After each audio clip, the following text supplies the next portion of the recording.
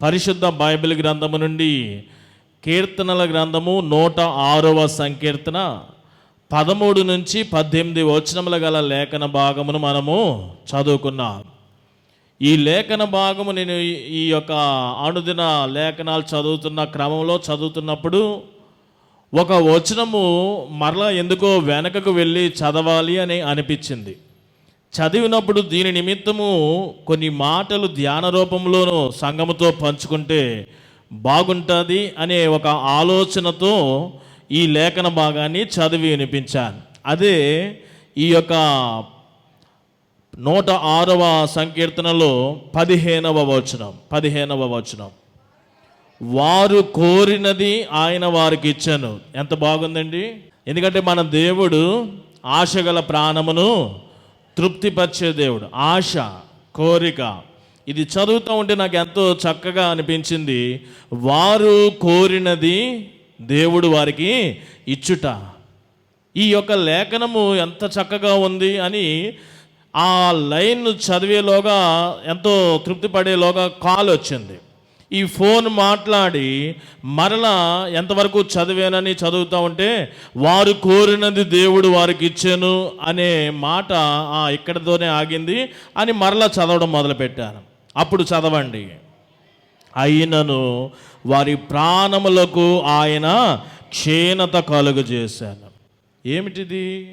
కొంచెం ఏదో తేడాగా ఉంది కదా. వారు కోరినది దేవుడు వారికి ఇచ్చాడంట, అయినను వారి ప్రాణములను దేవుడు ఏం చేశాడంట? క్షీణపరిచాను.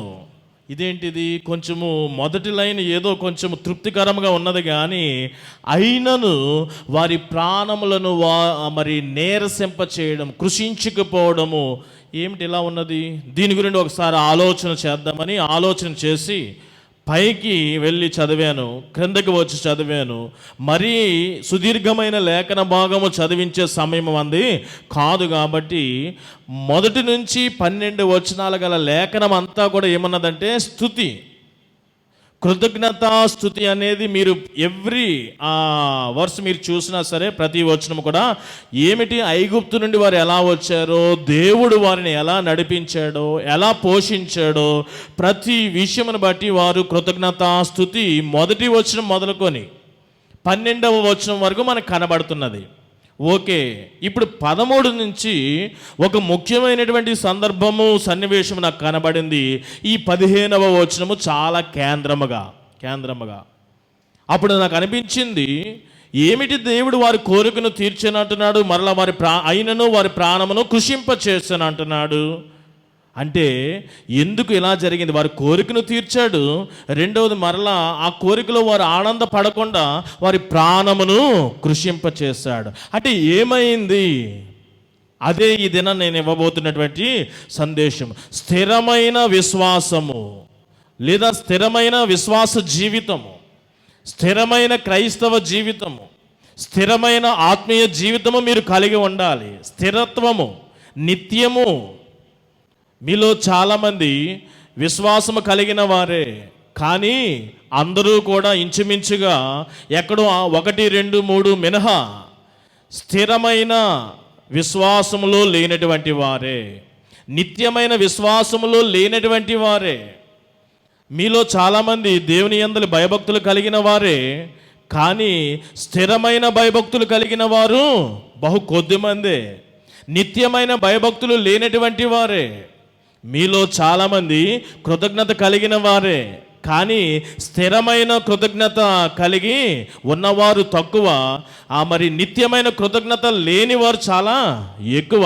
ఇప్పుడు కృతజ్ఞత మీలో ఎందుకు ఉండదు? ఉంటుంది కదా. మీలో దేవుని యందు భయభక్తులు ఉన్నాయా లేదా? ఉంటాయి, కానీ నిత్యము భయభక్తులు ఉండదు. ఈ దేవాలయానికి వచ్చినప్పుడు, లేకపోతే సేవకులు కనబడినప్పుడు, టెలివిజన్లో వాక్యం వస్తున్నప్పుడు, ఇలాగ కొన్ని సమయాల్లోనే భయభక్తులు అనేవి కనబడుతూ ఉంటాయి. కొన్ని సందర్భాలలో, స్థలాలలో, కొన్ని సహవాసాలకు వెళ్ళినప్పుడు, కొన్ని పనులలోకి వెళ్తున్నప్పుడు కొన్నిసార్లు భయభక్తులు అక్కడ మిస్ అవుతుంది నీ జీవితంలో. మీరందరూ దేవుని యందు కృతజ్ఞత కలిగిన వారే కదా, కానీ నిత్యము కృతజ్ఞత కలిగి ఆ జీవితము మీలో ఉండదు. ఎప్పుడో మీకు కార్యం జరిగింది, వెంటనే కృతజ్ఞత. కానీ ఇదే కృతజ్ఞత మిగిలిన సమయాల్లో మిస్ అవుతూ ఉంటుంది, మీలో కనబడదు. మీరందరూ దేవుని యందు విధేయత కలిగిన వారే, కానీ స్థిరమైన విధేయత మీలో ఉండదు. ఇప్పుడు వాక్యం వినబడుతుంది, ఈ 1 నిమిషం పనిచేస్తుందా, లేదా ఒక అర్ధగంట పనిచేస్తుందా, ఈ దినము పనిచేస్తుందా, 2-3 రోజుల వరకు పనిచేస్తుంది. ఈ విధేయత జస్ట్ కొంతవరకే లిమిటెడ్. మరలా ఏదైనా లోకపు యొక్క ప్రభావమో ఏదో వచ్చిందంటే వెంటనే ఈ దేవునికి లోబడుట, దేవునికి విధేయత కలిగి ఉండుట, దేవుని యందు భయభక్తులు కలిగి ఉండుట, దేవునికి కృతజ్ఞత కలిగి ఉండుట, దేవుని యందు విశ్వాసం ఉంచుట, స్థిరత్వమును కోల్పోయి అస్థిరతలోనికి వెళ్ళిపోతాము. నిత్యము కృతజ్ఞత కలిగి ఉండవలసిన, నిత్యము భయభక్తులు కలిగి ఉండవలసిన, నిత్యము లోబడవలసిన నీవు నేను మనమందరము కూడా గుణలక్షణాలు అన్నీ కూడా దైవికపరమైన గుణలక్షణాలు నిత్యముగా ఉండవు, అనిత్యముగా ఉంటవి. స్థిరముగా ఉండదు, అస్థిరమైనటువంటి జీవితము. అందుకనే నేను బాగా ఆలోచన చేశాను, ఎందుకు ఇలా స్థిరత్వము లేదు, స్థిరత్వము లేకపోవడానికి గల కారణం ఏమిటి? దేవునిలో ఎందుకు పరిపూర్ణంగా మీరు ఉండలేరు? విశ్వాసములోనే స్థిరులుగా ఎందుకు ఉండలేరు? విశ్వాసులే, విశ్వాసం ఉన్నది, కానీ నిత్యము మీలో విశ్వాసం ఉంటుందా? కొంతవరకే ఉంటుంది. యథార్థత మీలో నిత్యము ఉంటుందా? కొంతవరకే. విధేయత నిత్యము ఉంటుందా? కొంతవరకే. కృతజ్ఞత నిత్యము ఉంటుందా? కొంతవరకే. ఏమి నిత్యము ఎందుకు ఉండలేదు మీలో? అది నా ప్రశ్న. ఏమైనా కారణాలు మీరు ఏమైనా చెప్పగలరా? ఒకవేళ మీరు ఒప్పుకుంటే, ఈ మాటలకి మీరు ఒప్పుకుంటే, లేదండి నేను స్థిరముగా దేవుని విశ్వాసంలోనే ఉన్నాను అంటే, దేవునికి మహిమ నీ విషయంలో. విశ్వాసంలో, యథార్థతలో, లోబాటులో, తగ్గింపులో, విధేయతలో, నేను దేవుని యందు భయభక్తులు కలిగి ఉండటంలో అన్నింటిలో నేను స్థిరముగా ఉన్నాను, నిత్యము ఉండగలుగుతున్నాను అంటే దేవునికి వందనాలు. నీ విషయంలో లేవు అని ఎవరైనా ఏకీభవిస్తే ఎందుకు ఉండలేకపోతున్నావు అని నా ప్రశ్న. వెంటనే ఎందుకు ఉండలేకపోతున్నావు? ఈ కీర్తనలో నాకు అలాంటి ఆన్సర్లు కనబడ్డాయి చదువుతూ ఉంటే. మళ్ళీ కీర్తన చూడవద్దు, జనరల్గానే మనము వింటేనే అది చక్కగా అర్థమవుతుంది. ఇంకా అలా పిన్ టు పిన్ మనము చదువుకుంటూ, నేను వివరించుకుంటూ, మీరు చదువుతూ అది అర్థమవుతుంది. ఎందుకు మీరు విశ్వాసంలో నిలదొక్కుని ఉండలేకపోతున్నారు, స్థిరులుగా ఉండలేకపోతున్నారు? దైవికపరమైన విషయాలలో దేవుని బిడ్డలుగా ఎందుకు ఉండటం లేదు? కొంతకాలము లోకపు మనుషుల వలె కనబడుతూ ఉంటారు, కొన్ని సమయాల్లో దేవుని బిడ్డలుగా కనబడుతూ ఉంటారు. ఇంకా మన మాటకి వచ్చేస్తే, ఫుల్గా ట్రాన్స్లేట్ చేస్తే, మనము మన యొక్క సాధారణమైన భాషలోకి వచ్చేస్తే, మీరేమో ఒక్కొక్కసారి విశ్వాసులుగా కనబడతారు, ఒక్కొక్కసారి మీరు లోకపు మనుషుల్లా కనబడుతూ ఉంటారు. స్థిరత్వము లేదు, స్థిరత్వం లేదు. ఎందుకు స్థిరులుగా ఉండలేకపోతున్నారు? ఏమైనా మీరు ఎప్పుడైనా కారణాలు గుర్తించగలిగారా? కొన్ని కారణాలు చెప్తాను. మిమ్మల్ని అప్పుడప్పుడు శోధనలు ప్రభావితం చేస్తూ ఉంటాయి. శోధన అంటే ఇక్కడ ఎక్కువ శాతము శోధనలు ఆహ్లాదాన్ని, ఆనందాన్ని, కొంచెం కంఫర్ట్, అనుకూలతని ఇచ్చే విషయాలు మనల్ని ప్రేరేపిస్తూ ఉంటే అది శోధన, టెంప్టేషన్. ఇప్పుడు మాకు కష్టంలో ఉన్నాం, దాని నుండి కొంచెం ఉపశమనం కొరకైనటువంటి వేస్ ఏమైనా కనబడతా ఉంటే, ఆధారాలు ఏమైనా కనబడతా ఉంటే, ఇది చేస్తే, ఈ కష్టంలో ఇది చేస్తే బాగుంటుంది. లేదా నువ్వున్న స్థితిలో కొంచెం ఉల్లాసము, ఆనందము కొరకు ఏదో ఒక పార్టీకి నిన్ను పిలుస్తున్నారు, శోధన. అది కూడా ఎప్పుడు పిలుస్తున్నారు? ఇక్కడ బుధవారపు ఆరాధన, ఇక్కడ శుక్రవారపు ఆరాధన, ఇక్కడ ఆదివారపు ఆరాధన, దేవుని సమయాలు. అదే టైంలో అక్కడ కూడా ఏదో నీకు పార్టీ, ఏదో ఒక ఫంక్షన్, ఒక శోధన. ఇప్పుడు ఏమైపోతుంది? నువ్వు కొంచెం మనసు ఎక్కడికి వెళ్తుంది? వెళ్ళిపోతుంది. 3 నెలలకు ఒకసారే కదా, సంవత్సరానికి ఒకసారే కదా, ఇదేమున్నది ప్రతి వారం వెళ్ళేదే కదా. ఇప్పుడు ఏమైపోయింది? ఇక్కడ ఉండటం లేదు, అక్కడికి వెళ్ళిపోతున్నావు. అంటే లోకంలోనికి వెళ్ళిపోయావు, దేవుని దైవత్వమును, దైవిక లక్షణాలు, ఆలోచనలు, తలంపులు విడిచిపెట్టావు, దేవునిలో ఉన్నావు, స్థిరముగా లేవు, నిత్యము ఉండలేకపోతున్నావు, వెళ్ళిపోయావు. అంటే కొన్ని శోధనల ప్రభావము ఈ రీతిగా స్థిరులుగా ఉండనివ్వట్లేదు నిన్ను దేవునిలో. ఇది ఒకటి. కొన్ని కష్టాలు కూడా నిన్ను ప్రభావితం చేసినప్పుడు దేవునిలో నువ్వు నిలదొక్కుని ఉండలేవు. ఒక 3 వారాలు ప్రార్థన చేయించుకుంటావు, లేదా 7 అనే సంఖ్య ఒక ప్రత్యేకత ఉన్నది కాబట్టి 7 వారాల ప్రార్థన చేయించుకుంటావు. అంతవరకు కొంచెం కనిపెట్టుకొని కింద మీద పడి విసురుతో కసురుతో మొత్తానికి ఏదో రకంగా 7 వారాలు 3 వారాలు 5 వారాలు నువ్వు అనుకున్న టైంలో దేవుని కార్యం కొరకు కనిపెడతావు, విశ్వాసంతో ఉంటావు, పట్టుదలతో ఉంటావు. అయిపోయింది, నీవు దేవునికి ఇచ్చిన టైం అయిపోయింది. ఆయన చేయలేకపోయాడు, చేతగానుడు అయిపోయాడు నీ ముందు. ఈ దేవాలయం చేతగాంది అయిపోయింది, ఇక్కడ ప్రార్థనలన్నీ కూడా నీ దృష్టిలో కామన్ అయిపోయాయి, ఒక చిత్తు పేపర్ లాగా అయిపోయింది అనమాట. ఇక్కడ ఎన్నిసార్లు ప్రార్థన చేసినా లేకపోతే దేవుడికి ఎన్నిసార్లు నేను మొరపెట్టుకున్నా వేస్ట్ ఇంకా అనుకున్నావు. నీ కష్టాలు నేను ప్రభావితము చేయగా నీవేమైపోతున్నావంటే శోధనల వలన కొంతమంది ఏం చేస్తున్నారంటే స్థిరముగా ఉండలేకపోతున్నారు, కొంతమంది కష్టముల వలన దేవునిలో స్థిరముగా ఉండలేకపోతున్నారు. కొంతమంది ఏంటంటే అపహాస్యకులు నిన్ను గేలి చేయగా అపహాస్యం చేయగా నువ్వు స్థిరముగా ఉండలేకపోతున్నావు దేవునిలో. ఉదాహరణకి మీరందరూ కూడా మరి స్తుతి ఆరాధన చేస్తున్నాం. ఉదాహరణకి మనం స్తుతి ఆరాధన చేస్తున్నాం.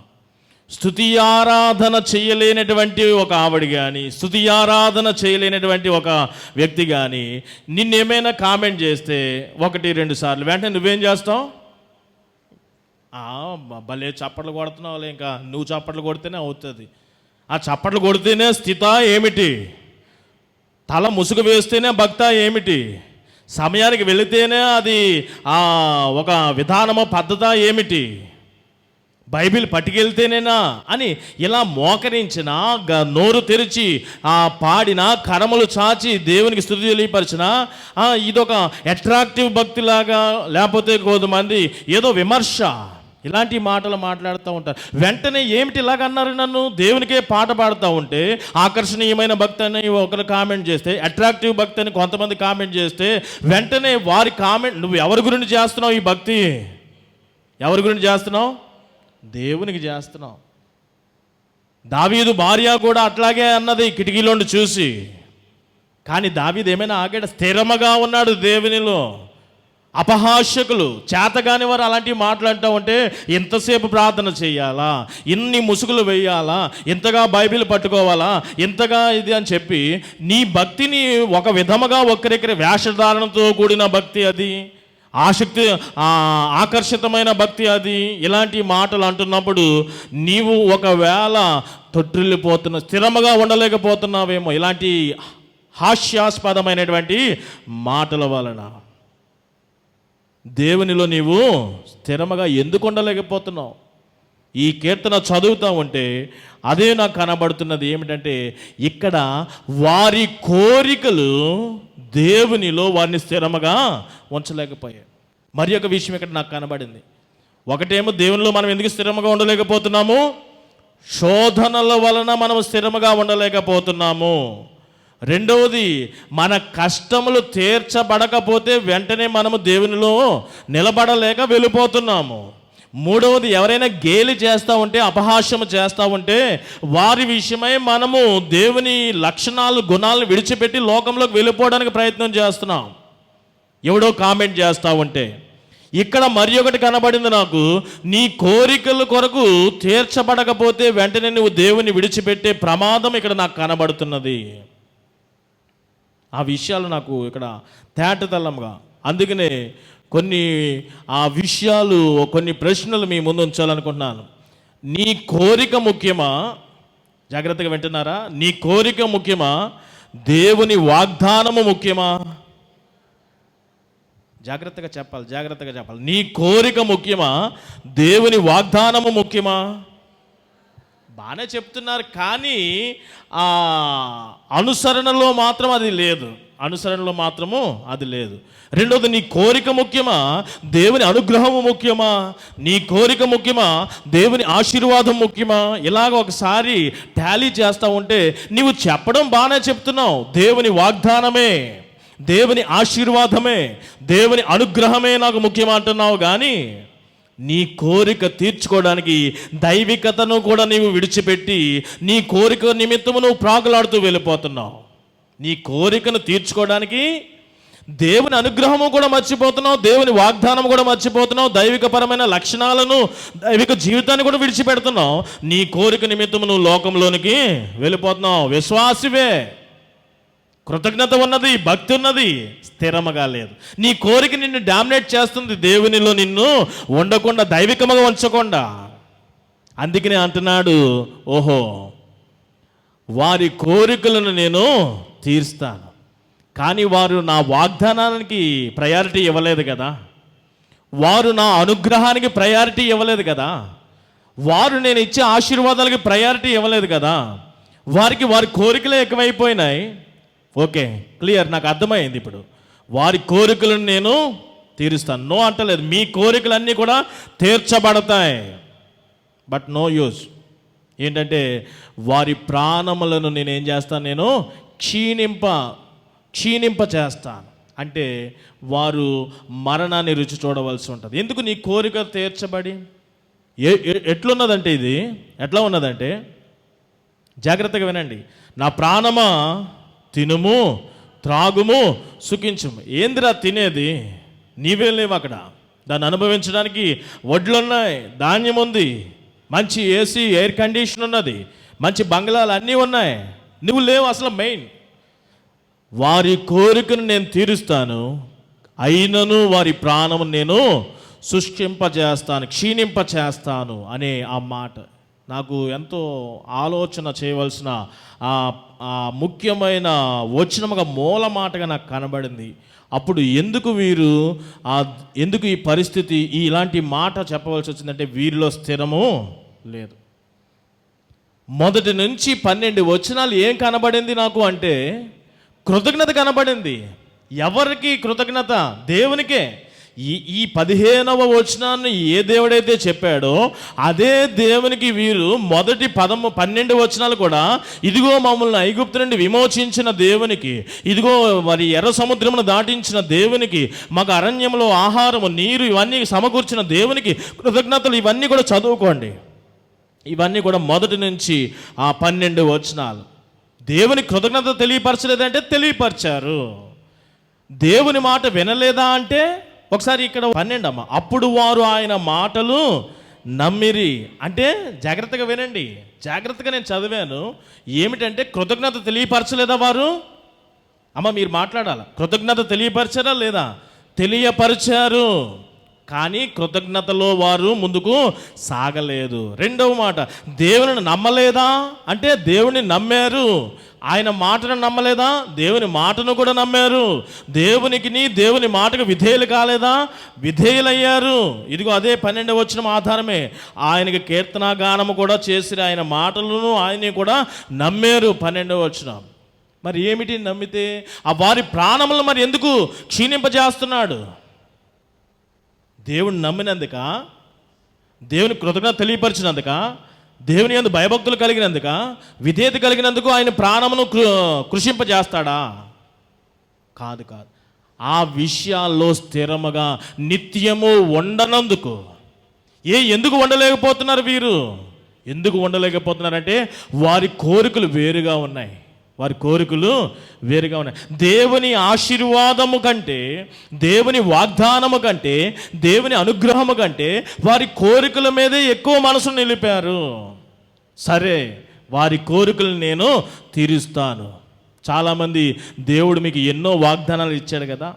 ఈ పరలోక మన ఈ యాత్రా ప్రయాణంలో వెనుకున్న వాటిని మర్చిపోమంటే, వెనుకున్న వాటిని మర్చిపోకుండా భూ సంబంధమైన వాటిపైన మనసు పెట్టొద్దంటే, ఇంకను భూ సంబంధమైన వాటిపైనే మనసు పెడతానంటా ఉంటే, సరే మీ కోరికలు నేను తీరుస్తాను. అయితే ఏమి ప్రయోజనం? మీ ప్రాణాలు ఏమైపోతున్నాయి? క్షీణించిపోతున్నాయి. తాపకరమైన సర్పములు ఎంతమందిని చంపేశాయి? ఎంతోమందిని చంపేసేసాయి. అరణ్యములో ఈ ఐగుప్తు నుండి బయలుదేరినటువంటి లక్షలాది జనము కానాను చేరుకోగలిగారా? వారి ప్రాణము నేనేం చేస్తాను? కృషింపజేస్తాను, శుష్కింపజేస్తాను. ప్రాణాలతో ఉండరు వారు. వారి కోరికలే వారికి ముఖ్యమే కదా. కోరికలు మాత్రం నేను తీరుస్తాను. నిజమే, కోరికలు తీరే. వీరు స్థిరులుగా లేరు అని ఎలా చెప్పగలుగుతున్నారు పాస్టర్ గారు? పైనే కదా మీరు వాక్యాలు చదివారు. దేవుణ్ణి నమ్మారు అన్నారు, ఆ మాట చదివారు. ఆయన మాటను నమ్మారు అన్నారు, చదివారు. ఆయనకు ఆయన మాటకు లోబడ్డారు, విధేయత కలిగి ఉన్నారన్నారు. ఈ మొదటి 12 వచనాలు కూడా కీర్తనలు పాడి కృతజ్ఞత తెలియపరిచారన్నారు. ఇంత భయభక్తులు కలిగిన వారిని, ఇంత విశ్వాసులను, ఇంత యథార్థపరులను ఏమిటి మీరేమంటున్నారు? దేవునిలో స్థిరముగా లేరని ఎలా చెబుతారు? ఎలా చెప్తారంటే, మనం చదువుకున్న పోర్షన్ ఉంది చూసారా, 13 నుంచి కేవలం 18 వచనాల లేఖనంలో జస్ట్ వివరణ లేకుండా 7 ప్రాముఖ్యమైన విషయాలు కనబడ్డాయి అక్కడ. మొదటిది 103వ కీర్తన మీ అందరికీ తెలిసిన కదా, నా ప్రాణమా యెహోవాను సన్నుతించుము, నా అంతరంగమునున్న సమస్తమా ఆయన పరిశుద్ధ నామమును సన్నుతించుము. నా ప్రాణమా యెహోవాను సన్నుతించుము, ఆయన చేసిన ఉపకారములలో దేనిని మరువకుము. బహుశా దావీదు వారి పితరులను, అంటే ఇక్కడ రాయబడిన వీరిని ఐగుప్తు నుండి విడుదలైనటువంటి వారిని జ్ఞాపకం చేసుకుని ఆ మాట రాసుంటాడేమో బహుశా ఒక ఆలోచనలో. ఆయన చేసిన ఉపకారంలో దేనిని మరువకము. వారు దేవుని కార్యాలని మర్చిపోయారండి. నీవు మర్చిపోయినట్లుగానే దేవుని కార్యాలు మర్చిపోయారు. ఎప్పుడో నీ కుమారుడు 10th పాస్ అయ్యాడు, కృతజ్ఞత. నీ బిడ్డకి వివాహం జరిగింది, కృతజ్ఞత. దేవుడు అంటే ఎంత విశ్వాసమో, ఎంత కృతజ్ఞతయో. కానీ ఆ కృతజ్ఞత, ఆ విశ్వాసం మరలా ఎప్పుడు కూడా కనబడలేదు. ఆ కార్యం జరిగినప్పుడు మాత్రము ఈ మొదటి 12 వచనాలు ఎంత కృతజ్ఞతయో. దేవుడి కార్యాలన్నీ కూడా ఆ కృతజ్ఞతలో స్థిరులుగా వారు లేరు. స్థిరమైన క్రైస్తవ జీవితం నా అంశము, స్థిరమైన విశ్వాస జీవితం, స్థిరమైన ఆత్మీయ జీవితం నా అంశం. వీరు స్థిరులుగా లేరు. ఎలా చెప్తున్నారు? వారు దేవుని కార్యాలు మర్చిపోయారండి. అదే ఈ యొక్క 13వ వచనం, అయినను వారు ఆయన కార్యములను ఎప్పటికో కాదు, మరలా ఎప్పటికో కాదు. ఐగుప్తు దాస్యం ఎంతకాలము? 430 సంవత్సరములు. 430 సంవత్సరాలు. ఎన్ని తరాలు చూడండి, 430 సంవత్సరాలు అంటే ఎన్ని కుటుంబాలు, ఎన్ని జీవితాలు వెళ్ళిపోయి ఉంటాయి. అసలు వారికి బయట ప్రపంచమే తెలియదు అన్నమాట. 4 గోడల మధ్యన ఉన్న జీవితము 430 సంవత్సరాలు. అసలు ఒక మాట చెప్పాలంటే వారికి దేవుడే లేడు. 430 సంవత్సరాలు కూడా. మోషే వచ్చి దేవుని పరిచయం చేయవలసి వచ్చింది.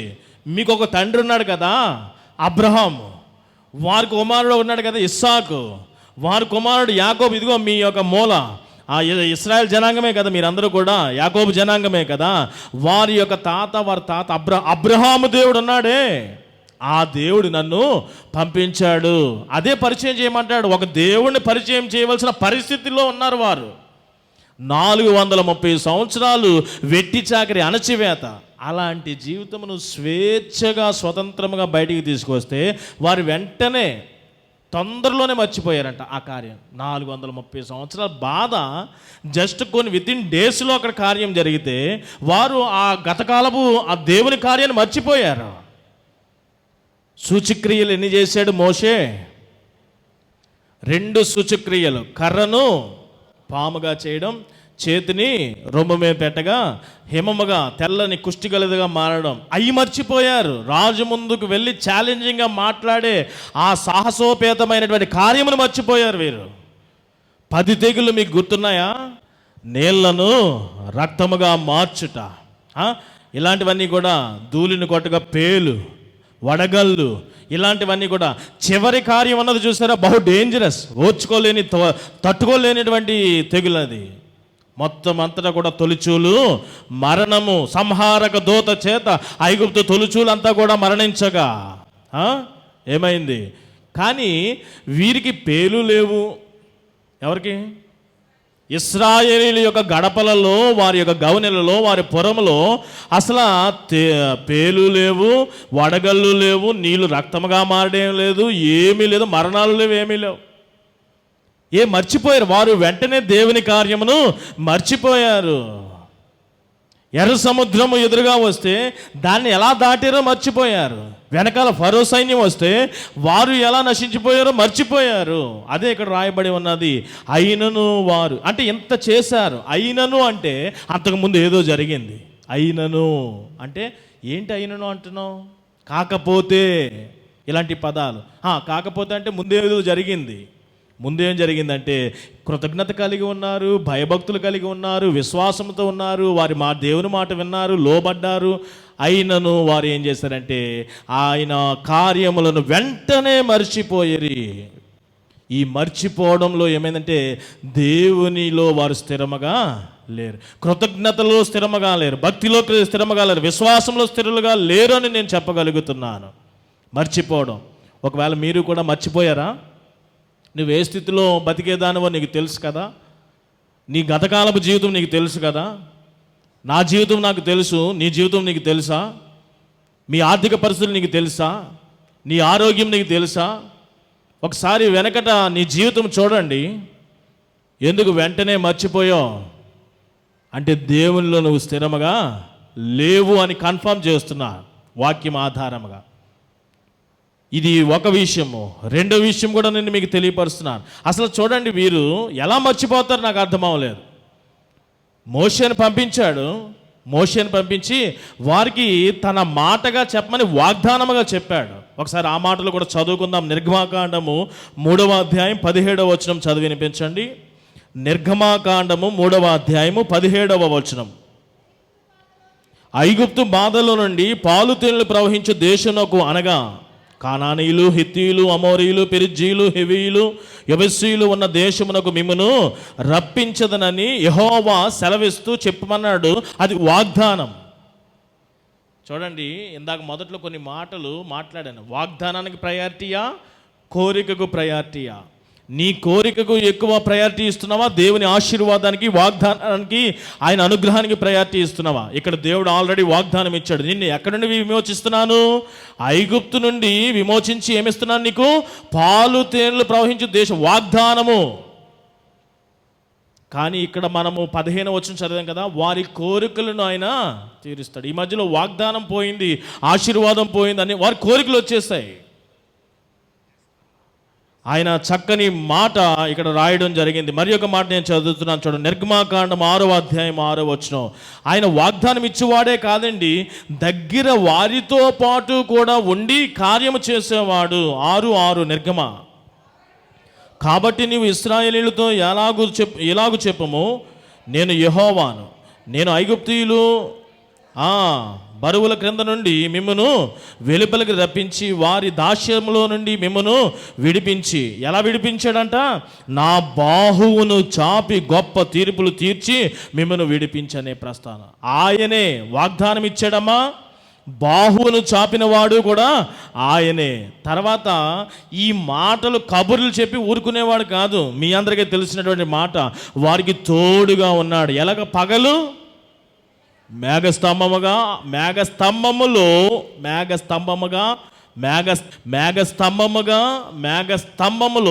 వారికి తోడుగా ఉన్నాడు. రాత్రి అగ్నిస్తంభములో ఆయన వారితో పాటుగా ఉన్నాడు. నడిచిన దేవుడు వాగ్దానం ఇచ్చాడు, బాహువు చేత ఆయనే విడిపించాడు, వారికి తోడుగా ఉండి నడిపిస్తున్నాడు. కానీ వాగ్దానం ఉన్నది, ఆయన కార్యం ఉన్నది, ఆయన తోడుగా ఉన్నాడు. వీరికి కోరికలు అదుపులు లేవు. జరిగిన కార్యాలన్నీ దేవుని కార్యాలు మర్చిపోయారు, దేవునిలో స్థిరముగా లేరు. రెండవ విషయం కూడా నేను మీకు తెలియపరుస్తున్నాను. ఏమిటి అంటే, వారు ఏ ఇక్కట్టు వచ్చినా, ఏ అక్కర వచ్చినా సరే దేవుని ఉద్దేశము కొరకు, దేవుని ఆలోచన కొరకు, దేవుని సలహా కొరకు వారు ఎదురు చూడలేదు. ఏమా? వాగ్దానం ఉందా లేదా? ఇప్పుడు నాకు దేవుడు వాగ్దానం ఐగుప్తు పాలు తేనెలు ప్రవహించే దేశం ఇస్తానన్నాడు. సరే, ఇంక నాకు ఎందుకు? ఆయన వాగ్దానం చేసిన వాడు నమ్మదగిన దేవుడు అంటారు కదా మీరు. నిజమే కదా, నమ్మదగిన దేవుడు. వాగ్దానం చేసిన వాడు మాట ఇచ్చి ఓరకుండునా అనే పాటలు పాడుతూ ఉంటారు కదా. వాగ్దానం ఇచ్చిన వాడు నమ్మదగిన వాడు, మాట ఇచ్చి ఆయన ఓరకుండడు కదా. దేవుడు మాట ఇచ్చాడంటే సృష్టి తలకిందులు అయిపోయినా సరే ఆయన మాట ఆయన నిజమైనటువంటి ఈ డైలాగులన్నిటికీ కారకుడు, మూలమైనటువంటి వాడు ఆయనే. ఒక్కసారి ఆయన మాట ఇచ్చాడంటే దానిలో ఏమీ తిరిగే లేదు. మరి ఎందుకు వీరు ఆయన కార్యాలు మర్చిపోయారు? ఒకటి. రెండవది, ఏదైనా ఒక ఎర్ర సముద్రం వచ్చింది, వెంటనే ఆయన యొక్క ఆలోచన కొరకు, ఆయన యొక్క సలహా కొరకు ఎదురు చూడాలి కదా. చూసారా? వెనకాల వారు వచ్చేసారు, ఐగుప్తు ఫరో. వెంటనే దేవుని సలహాను కోరారా వీరు? కోరలేదు. దేవుని ఆలోచన కొరకు ఎదురు చూసారా? లేదు. పోనీ 3 దినాలు ఎర్ర సముద్రం దాటిన తర్వాత దప్పికొన్నారు. వెంటనే దేవుని యొక్క ఆలోచన, సలహా కొరకు ఏమైనా అడిగారా? ఇలాగ ప్రతి బిట్టు కూడా నేను జ్ఞాపకం చేయడానికి సమయం అయింది కాబట్టి, ప్రతి అక్కరలో కూడా దేవుని ఉద్దేశం ఏమిటి, దేవుని యొక్క ఆలోచన ఏమై ఉన్నది, దేవుని సలహా తెలుసుకునే ఎదురుచూపు వారిలో లేదండి. అప్పుడే వెంటనే వారి కోరికలు తీర్చుకోవడానికి ఆరాటపడ్డారు, కానీ దేవుని యొక్క ఆలోచన కొరకు వారు వేచి చూడలేదు. ఇట్టి కారణమును బట్టి, ఎందుకైతే దేవుని కార్యాలు మరిచారు కాబట్టి వారు స్థిరమైన ఆత్మీయ జీవితము, క్రైస్తవ జీవితము, మరి విశ్వాస జీవితం కలిగి లేరని చెప్పాను. రెండవది, దేవుని యొక్క సలహా కొరకు ఎదురు చూడలేదు. చూసారా? స్థిరులుగా లేరు, వారు స్థిరులుగా లేరు. అది ఇక్కడ రాయబడి ఉన్నది. మీరు చూడండి, 106వ కీర్తన 13వ వచనంలోనే, అయినను వారు ఆయన కార్యములను వెంటనే మరిచిపోయి, సెకండ్ హాఫ్, ఆయన ఆలోచన కొరకు కనిపెట్టుకొనకపోయిరి. అసలు అయ్యా, ఎర్ర సముద్రం వచ్చింది, నువ్వు వాగ్దానం ఇచ్చావు కదా, నీవే కదా బాహు చాపి విడిపించావు, నీవే కదా పగలు మేఘస్తంభంగా రాత్రి అగ్నిస్తంభంగా ఉన్నావు, నువ్వేం చేయాలనుకుంటున్నావు, మేము ఏం చేయాలి అని అడిగితే ఎంత బాగుండేది. అంతే కదా? ఆయన ఆలోచన కొరకు, ఆయన సలహా కొరకు వేచి ఉన్నారా?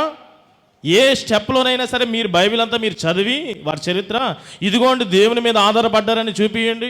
ఆయన సలహా కొరకు, ఆయన ఆలోచన కొరకు ఎప్పుడు కూడా వారు వెయిట్ చేయలేదు.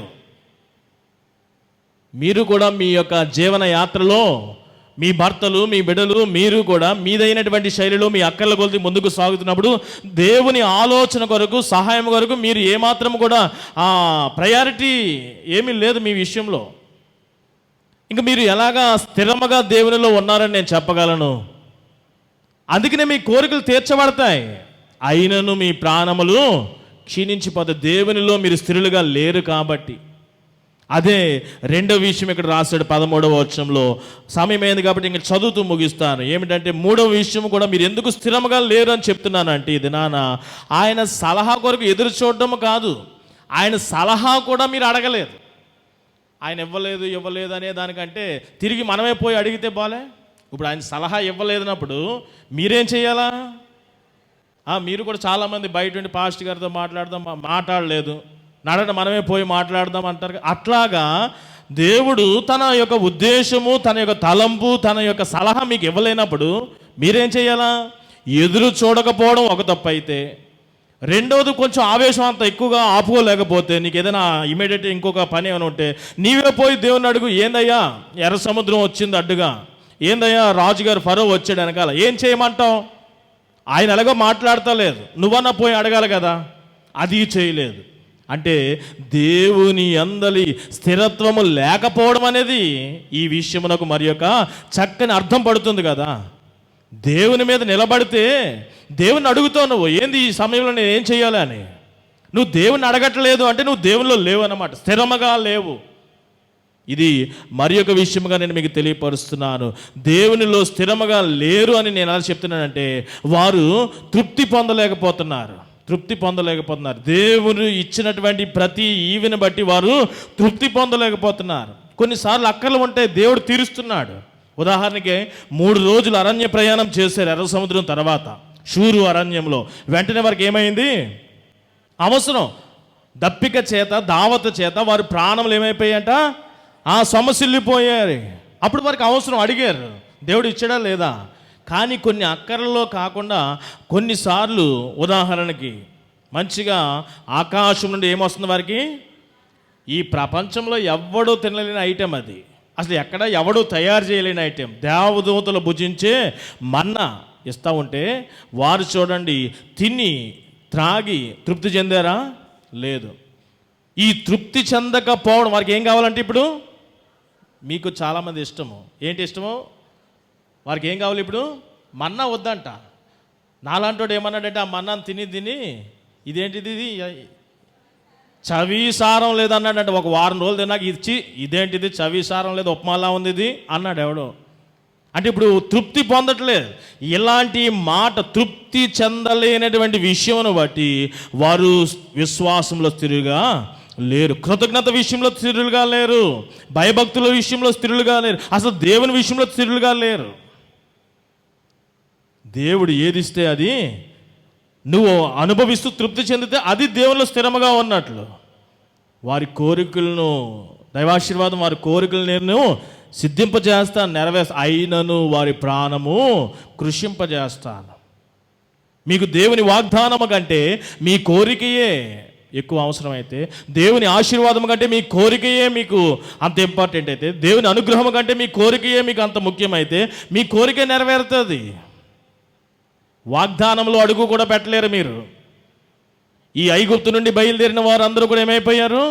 కానానులో వారితో ఏమని వాగ్దానం చేశాడు?